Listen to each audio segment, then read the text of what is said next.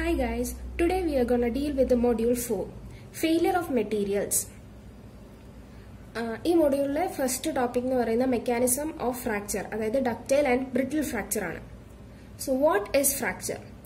Fracture is the separation of a body into two or more pieces in response to an imposed stress that is static and at temperatures that are low relative to the melting temperature of the material. So, ഒരു material അതിന്റെ ultimate rupture or failure by breaking into two or more pieces under the action of external load. ഇതാണ് fracture എന്ന് പറഞ്ഞാൽ. Simply പറയുകയാണെങ്കിൽ നമ്മൾ ഒരു road അല്ലെങ്കിൽ ഒരു മെറ്റീരിയൽ അത് on the application of load അത് രണ്ടായിട്ട് ബ്രേക്ക് ചെയ്യുക, ആ ഒരു കണ്ടീഷനാണ് ഫ്രാക്ചർ എന്ന് പറയുക. ഇനി it involves two steps: crack formation and propagation in response to an imposed stress. So there are two types of fracture, ductile and brittle. Ductile fracture. Ductile fracture occurs after considerable plastic deformation. Crack in ductile fracture is said to be stable. Stable cracks resist propagation. Hence fracture occurs slowly. This ductile fracture main it occurs really slowly. It always preferred since warning is obtained. ഇത് വളരെ സ്ലോയിൽ occur ചെയ്യുന്നതുകൊണ്ട് നമുക്ക് എന്താ പറയാ ഇത് break ചെയ്യും എന്നുള്ള ഒരു വാർണിംഗ് നമുക്ക് നേരത്തെ തന്നെ കിട്ടും. So preventive measures R possible. നമുക്ക് അങ്ങനെ ബ്രേക്ക് ചെയ്യുന്ന ഒരു കണ്ടീഷൻ വരികയാണെങ്കിൽ നമ്മൾ തീർച്ചയായിട്ടും പ്രിവെന്റീവ് മെഷേഴ്സ് നോക്കും. പിന്നെ metals and alloys exhibit ductile fracture. ഇനി brittle fracture. Brittle fracture occurs with little or no plastic deformation, usually within elastic range. Crack is unstable and propagates very rapidly and it occurs without any warning.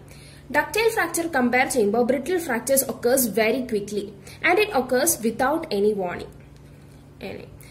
Idinte okke stress strain relation with the graphs aanu show kaanichekkunna. Brittle fracture nu parayumbol pettannu break ചെയ്യും. അപ്പോൾ രണ്ട് uneven surface ആയിട്ടാണ് നമുക്ക് കിട്ടുന്നത്. ഇനി low ductility and high ductility, അതായത് stress strain condition നമ്മൾ ശ്രദ്ധിക്കണം.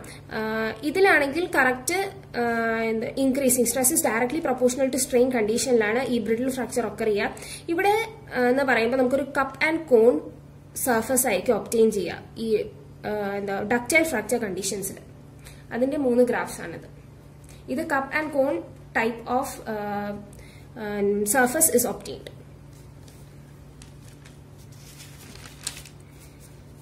So what are the differences between brittle and ductile fracture?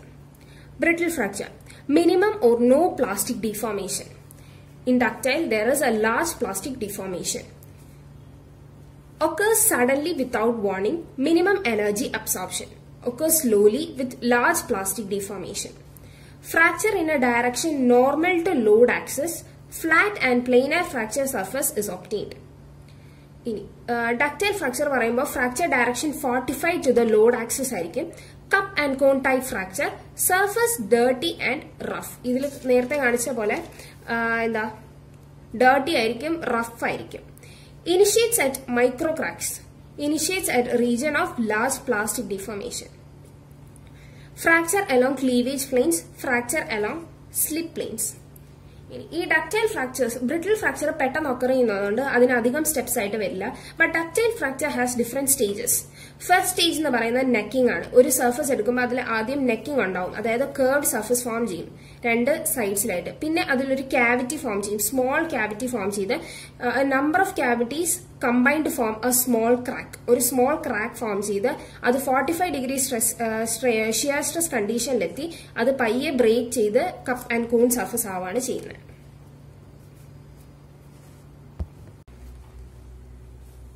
So next topic is stress corrosion cracking. What is stress corrosion cracking? It is a failure mechanism that is caused by environment, susceptible material and tensile stress. ഒരു type of failure mechanism ആണ് stress corrosion cracking. A structure under static tensile stress much below the yield stress in contact with corrosive environment may fail due to stress corrosion cracking. So, this stress corrosion cracking occur cheyanengil 3 conditions must be present simultaneously. a critical corrosive environment, a susceptible alloy, a component of tensile stress. So, നമ്മൾ പലതരത്തിലുള്ള cracking നോക്കി അതിൽ ഒരു ടൈപ്പാണ് ഈ stress corrosion cracking. But അത് ഉണ്ടാവണമെങ്കിലുള്ള 3 conditions ആണ്. ഒരു കൊറോസീവ് എൻവയൺമെന്റ് ഉണ്ടാവണം, ഒരു സസെപ്റ്റബിൾ അലോയ് ഉണ്ടാവണം, component of tensile stress cause ചെയ്യുന്ന ഒരു കമ്പോണന്റ് ഉണ്ടാവണം. ഹൗ ടു കൺട്രോൾ ഈ stress corrosion cracking? By mechanical means anengil, we have to avoid stress concentrators, reduce operating stresses, relieve fabrication stresses. Now metallurgically aanu nokkunnadengil change alloy composition, change alloy structure, modify alloy structure. Environmentally anengil add inhibitors and modify temperature. So next topic is Griffith Theory. Fracture occurs at stresses much lower than the cohesive strength of a material. ഒരു മെറ്റീരിയലിന്റെ cohesive strengthന്റെ നിന്നും much lower ആയിട്ടുള്ള സ്ട്രെസ്സസിലായിരിക്കും fracture ഒക്കെ ചെയ്യുക. ഈ ഒരു explanation, അതായത് ഈ ഒരു ഫിനോമിനൻ എക്സ്പ്ലെയിൻ ചെയ്യാൻ വേണ്ടി ഗ്രിഫിത്ത് ഫോർവേഡ് ചെയ്ത കുറച്ച് കണ്ടീഷൻസ് ഉണ്ട്. He propose that brittle materials contain A large number of fine micro cracks. ഒരു brittle മെറ്റീരിയലില് large number of micro cracks will be present എന്ന് അദ്ദേഹം പറഞ്ഞു. These cracks produce stress concentrations. ഈ cracks stress concentrations provide ചെയ്യും. Hence such cracks are called stress racers. ഈ cracksനെ നമ്മൾ stress racers എന്ന് വിളിക്കും. As a result, even a normal stress much lower than cohesive strength can create a stress exceeding cohesive strength near the crack tip. Under this local stress condition, a crack propagates resulting in fracture. ഒരു fracture mechanism തന്നെയാണ് ഇതിലും വരിക. So, Griffith proposed that a brittle material contains a population of fine small cracks and flaws that have a variety of sizes and orientation, which produces a stress concentration of sufficient magnitude so that the theoretical cohesive strength is reached in localized regions at a nominal stress which is well below theoretical value. That's what I said. ഈ stress much lower than the cohesive strength of the material ആയിരിക്കും. ഇത് prove ചെയ്യാൻ വേണ്ടിയിട്ട് കുറച്ച് criterion choose ചെയ്തിട്ടുണ്ടായിരുന്നു. അതിൽ 1-2 കാര്യങ്ങളാണ്. A crack will propagate when the decrease in elastic strain energy is at least equal to create the new crack. These cracks are assumed to have an elliptical shape. Crack length നമ്മൾ 2c ആയിട്ട് എടുക്കാൻ edge equal to c ആയിരിക്കും. According to this, the crack will propagate under a constant applied stress, sigma.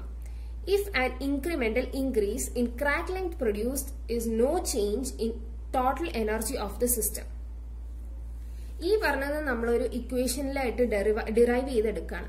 അതായത് derivative of delta u by dz equal to 0 എടുക്കുക. Delta U എന്ന് പറയുന്നത് us plus ue. Here delta u is total change in potential energy. us is the surface energy due to presence of crack. UE elastic strain energy per unit plate thickness and sigma is the tensile stress. US എന്ന് പറയുന്നത് 4c gamma s and UE equal to minus pi c square sigma square by e. ഈ 2 equations main ഇക്വേഷനിൽ നമ്മൾ substitute ചെയ്ത് d by dc കണ്ടുപിടിക്കുക. ഇതിൽ നമ്മൾ എന്തിനാ നെഗറ്റീവ് സൈൻ എടുക്കുക എന്ന് വെച്ചാൽ negative sign implies release of elastic strain energy due to crack growth. Since elastic strain energy is released, so അത് സബ്സ്റ്റിറ്റ്യൂട്ട് ചെയ്യുമ്പോൾ നമുക്ക് sigma equal to 2e gamma s by pi c raised to 1/2 എന്നുള്ള equation കിട്ടും. This equation gives the stress required to propagate a crack in brittle material as a function of the size of microcrack. Fracture toughness. Using fracture mechanics principle, an expression has been developed that relates critical stress for crack propagation sigma c and crack length as Kc equal to yc pi into y sigma c pi into a. Here Kc is the fracture toughness. ഈ ഒരു equation, അതായത് കേസിക്ക് വേണ്ടിയിട്ടുള്ള ഒരു equation നമ്മൾ derive ചെയ്തെടുത്തു with crack propagation sigma C and crack length.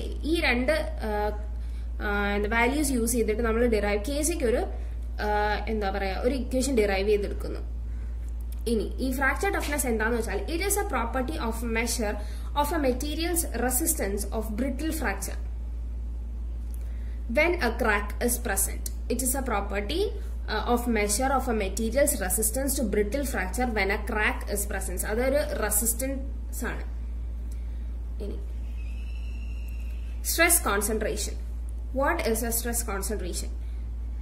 Mechanically loaded components have stress distribution set up in them which maintain equilibrium with externally applied loads. നമ്മളിപ്പോൾ ഒരു loaded component നമ്മൾ ഇവിടെ കൺസിഡർ ചെയ്യുന്നത് ഒരു യൂണിഫോം ക്രോസ് സെക്ഷൻ ബാർ ആണ്. Mechanically load ആയിട്ടുള്ള components have stress distribution set up in them. അതിൽ stress distributions ഉണ്ടാവും which maintain equilibrium with externally applied load.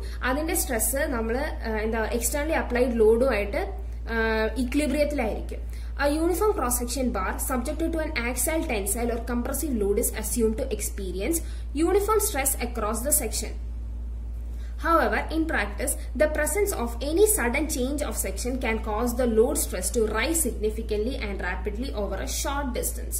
Equilibrium irikkunna oru conditionil nammal pettanna any section adayathu aa oru cross sectionil evideyengilum sudden aayittu stress raise or rise significantly and rapidly over a short distance. The stress gradient in one area of a loaded component can be orders of magnitude greater than other areas of the same magnitude or same component. This condition, this situation is called a stress concentration. Equilibrium ഒരു മെറ്റീരിയലിന്റെ stress applied stress അല്ലെങ്കിൽ അതിൽ uniformly loaded ആണ്. ഒരു sudden change of the section local സ്ട്രെസ്സിനെ കൂട്ടുന്നു. അതായത് it makes it rise significantly and rapidly over a short distance. ഈ റൈസ് അതായത് ഈ stress gradient in one area of a loaded component can be orders of magnitude greater than in other areas of same component. So they are also produced at geometric discontinuities such as holes, notches, etc. Its effect is local, but it can result in failure of material in both static and dynamic loading condition. So our next topic is fatigue. What is fatigue? Material subjected to alternating, also called repetitive, cyclic or fluctuating stresses will fail at a much lower stress compared to those loaded with steady stresses. Behavior of materials under such fluctuating or cyclic stress is called fatigue. So in material science, fatigue is the weakening of a material caused by cyclic loading that results in structural damage. Fatigue is a form of failure that occurs in structure subjected to dynamic and fluctuating stresses. Under these circumstances, it is possible for failure to occur at a stress level considerably lower than the tensile or yield strength for a static load. The term fatigue is used because this type of failure normally occurs after a lengthy period of repeated stress or strain cycling. So, this fatigue without any warning. The process occurs by initiation and propagation of cracks, and ordinarily the fracture surface is perpendicular to the direction of an applied stress. Now its mechanism. So there are three stages: crack nucleation, crack growth and fracture. Crack nucleation. Fatigue failure begins with formation of small crack, generally at some point on the external surface. Now crack growth, the crack formed on surface is then developed slowly into material in a direction roughly perpendicular to the main tensile axis. Fracture, the components will break into two parts as the loading continues. So this mechanism very fatigue ഉണ്ടാവുമ്പോ ആ ഉണ്ടായ പാർട്ടിലെ regions എന്ന് പറയുന്ന three types of regions ആണ്. Smooth region, striations and rough granular region. Sudden break കാരണമാണ് ഈ rough granular region form ചെയ്യുന്നത്. Continuous loading for many time causes these striations. Okay. Now the final failure occurs very rapidly once the advancing crack has reached a critical size. Now, factors affecting fatigue life. Surface effects. Most cracks leading to fatigue failure originates at surface positions, specifically at stress amplification sites. Therefore, the fatigue life is especially sensitive to the condition and configuration of the component surface. So, surface is one of the cause. Now, size effect. Size of the component has no effect on fatigue life. However, as size increases, large components have less fatigue life because of large number of defects present in them. Next is high temperature. An increase in temperature above room temperature can reduce fatigue life. This increment is due to an increase in crack growth rate at high temperature. Environmental factors. Environmental factors have a remarkable effect on fatigue life. Fatigue life in vacuum is 10 times more than that in the moist atmosphere. So how we can protect against fatigue? Give protection against fatigue. Surface treatments. During machining operations, small scratches and grooves are introduced into workpiece surface by cutting tool action. These makings can limit fatigue life. Improving surface finishing by polishing will enhance fatigue life. Imposing residual compressive stresses within a thin outer layer. Thus, a surface tensile stress of external origin will be partially nullified and reduced in magnitude, thereby reducing fatigue life. Case hardening technique, by which both surface hardness and fatigue life are enhanced for steel type alloys. So these are some of the methods for protection against fatigue. So our next topic is SN curve. So what is SN curve? SN curve is obtained by conducting the fatigue test. So we all know fatigue tests are conducted to generate these curves and to assess the capability of the material to withstand cyclic loading. Many different types of machines are used, which are classified based on the type of load and method of application. The most commonly used machine is the rotating beam fatigue machine. So after conducting this fatigue test, we plot the graph of magnitude of alternating stress versus the number of cycle to failure, which is termed as the SN curve. So the magnitude of alternating stress is denoted by S and the number of cycle to failure is denoted by N. And the graph is taken with the logarithmic scale and the graph is plotted. So here n greater than 10 raised to 5 cycle ആണ് എങ്കിൽ high cycle fatigue എന്ന് പറയും. n less than 10 raised to 4 or 10 raised to 5 ആണെങ്കിൽ it's low cycle fatigue. n increases with decreasing stress level. Endurance limit is defined at 10 raised to 7 or 10 raised to 8 cycles. Below this limit, the material can endure an infinite number of cycles before failure. So in this graph, this is the endurance limit for the curve A. Fatigue strength at N1 cycles is denoted at within the curve B. This is the SN curve model. So there are different SN curves which we plot. One of the common example is the alloy steel aluminum alloy graph. Now, fatigue limit occurs for some materials, example Fe and Ti alloys. In this case, the SN curve becomes horizontal at large N. The fatigue limit is maximum stress amplitude below which the material never fails, no matter how large the number of cycles is. So at the endurance limit, we can see that it becomes a straight line, almost constant value. That's what it said here. Fatigue limit occurs for some materials. For some materials like Fe and Ti alloys, SN curve becomes horizontal at larger N. So when the value reaches almost the endurance limit, the curve becomes straight line. So fatigue limit is maximum stress amplitude below which the material never fails, no matter how large the number of cycle is. So our next topic is creep. Creep is defined as the time dependent strain when load is applied continuously over a long period of time. So എന്താണ് creep? It is a time dependent strain when load is applied continuously over a long period of time. Creep can become very large and result in final fracture without any increase in load. Creep stress is much below the yield stress. It occurs in all materials at all temperatures. So creep curves. Creep curves shows the relationship between creep strain and time at any particular temperature. So creep curves it gives a relationship between the creep strain and the time at any particular temperature. Here temperature is a constant. A specimen is subjected to a constant stress at a constant temperature. The strain is measured with respect to time. So when we draw a creep, consider a creep strain, any instant it will be containing three components. The first component will be elastic and plastic strain. Second component will be the steady state or viscous creep.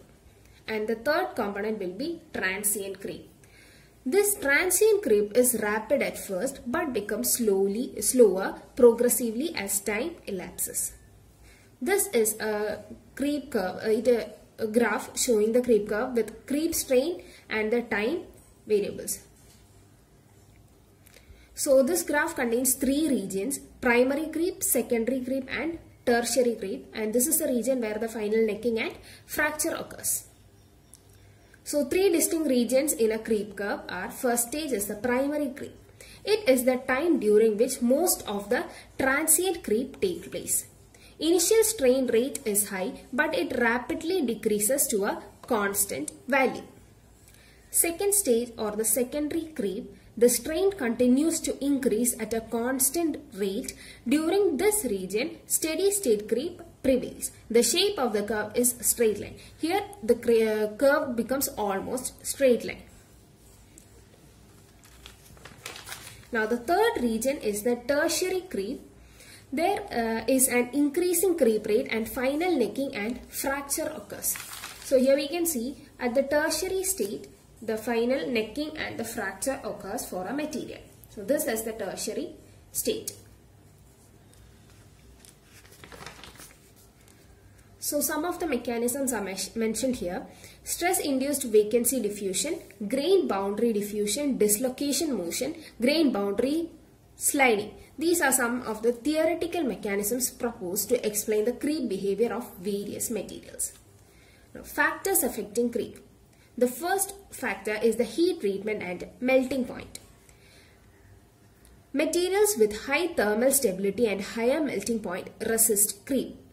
An annealed material have higher thermal stability than a quenched material and therefore its creep resistant.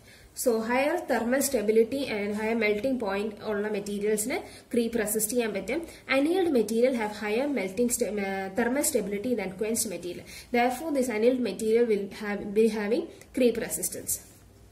Now the second one is the grain size and shape. Fine grained materials exhibit better mechanical properties at low temperature but are prone to grain boundary sliding at high temperature. So fine grained materials mechanical properties exhibit even at low temperature but they are prone to grain boundary sliding at high temperature due to large number of grain boundaries. Therefore creep resistance is more for large grain materials than fine grained one based on temperature.